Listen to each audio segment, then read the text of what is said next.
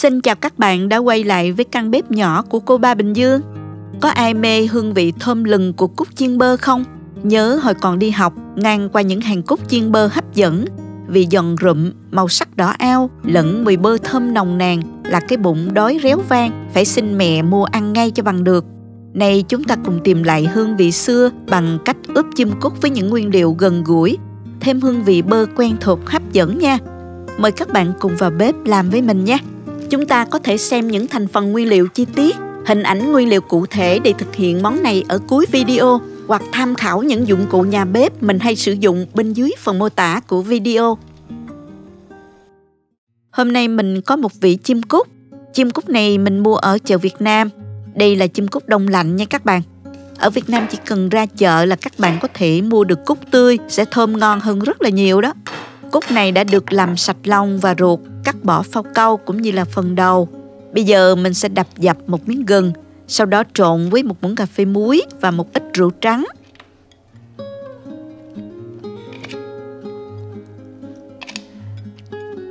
Mình sẽ chà phần gừng rượu này lên chim cút để loại bỏ mùi hôi ha.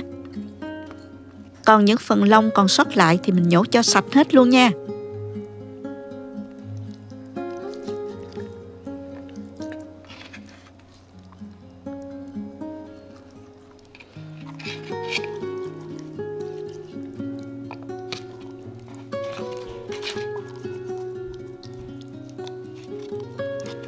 Sau đó mình đem đi rửa lại thật sạch.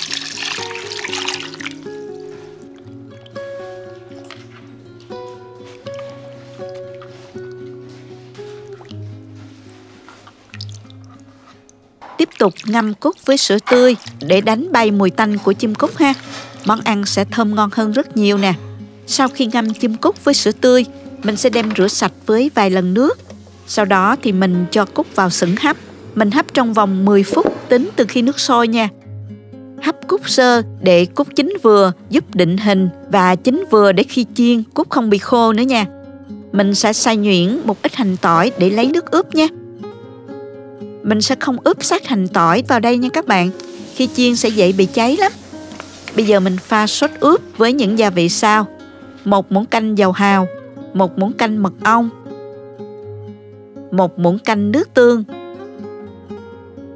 nửa muỗng cà phê ngũ vị hương, 1 muỗng cà phê bột nêm, 1 muỗng cà phê bột ớt paprika, nửa muỗng cà phê tiêu, 1 muỗng canh nước hành tỏi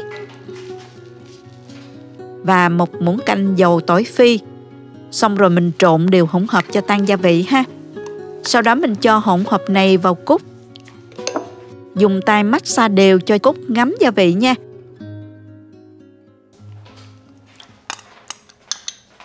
Nhớ là ướp đều cả bên trong ruột cút nữa nha các bạn. Cắt phần ức chim cút ra và mình ướp cho dễ nè.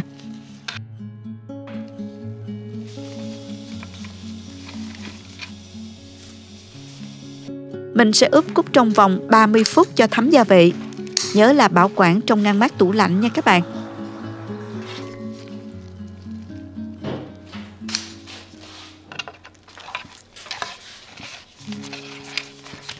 Bây giờ đến bước chiên.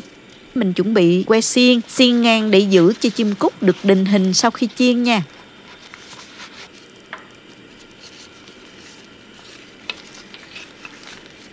Chuẩn bị một chảo dầu nóng nè, sao cho chim cút được ngập trong dầu ha.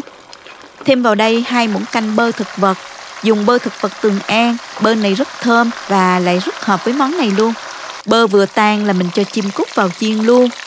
Mình chiên ở lửa vừa nha, nhớ là trỡ đều hai mặt.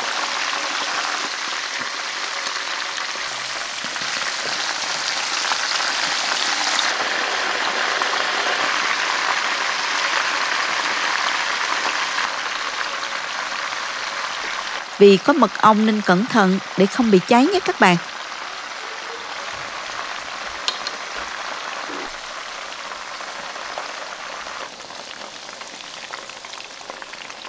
Canh chiên đến khi phần da cút lên màu nâu óng như thế này là mình vớt ra nhé.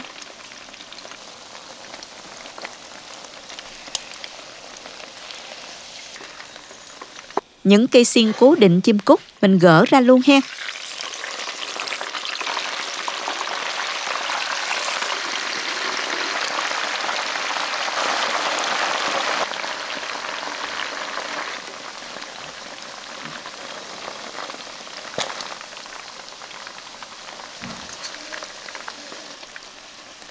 Vậy là mình đã hoàn thành món chim cút chiên bơ. Bày chim cút ra đĩa nè. Lấy một ít bơ cho vào chút dầu nóng và khuấy tan.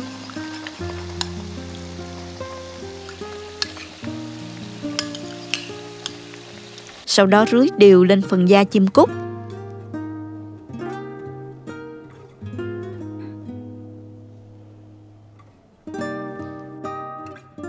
Ăn với dưa leo, rau răm, rau sống là hết ý luôn nha. Làm thêm một đĩa muối tiêu với tắc nữa là hết sảy luôn nè. Ăn chơi hay ăn với bánh mì đều rất ngon. Phần thịt chim cút vừa chín tới, thơm mềm, không bị khô. Phần xương giòn rụm, gặm hấp dẫn khỏi chê luôn đó. Bảo đảm mấy bạn nhỏ thích mê. Phần da nâu óng, hấp dẫn, thơm mùi bơ, thấm vị rất ngon luôn đó các bạn. Nào cùng vào bếp làm thử ngay món này cho cả nhà thưởng thức nha các bạn. Cảm ơn các bạn đã theo dõi video. Nếu thích cách mình chia sẻ, nhớ gửi cho bạn bè cùng xem, bấm like và đăng ký kênh để xem nhiều món ăn mới của mình.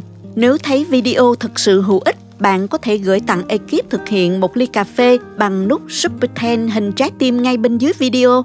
Các bạn cũng có thể truy cập website cobabìnhdương.com để xem công thức nấu ăn dưới dạng bài viết. Chào tạm biệt và hẹn gặp lại các bạn trong video kỳ tới nha.